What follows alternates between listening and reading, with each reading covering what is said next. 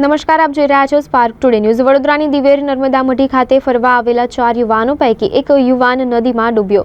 દહેજની Reliance company કરતા 4 યુવાનો ભરૂચથી car લઈને દિવેર મઢી ખાતે ફરવા માટે આવ્યા હતા। ફરવા આવેલા 4 યુવાનો પૈકી જયદીપ બોકલિયા નર્મદા નદીમાં ડૂબ્યો। નર્મદા નદીના પાણીમાં હાથ પગ ધોવા ગયેલ જયદીપ બોપલિયાનો પગ લપસી જતા પાણીના વહેણમાં તણાઈને લાપતા બન્યો હતો।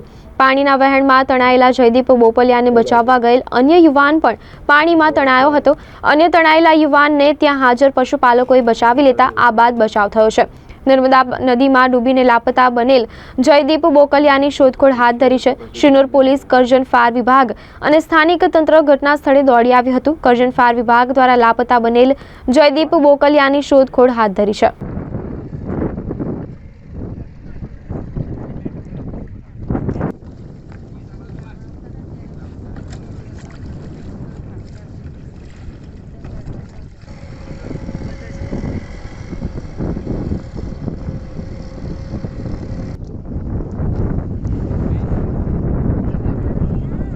Velaria.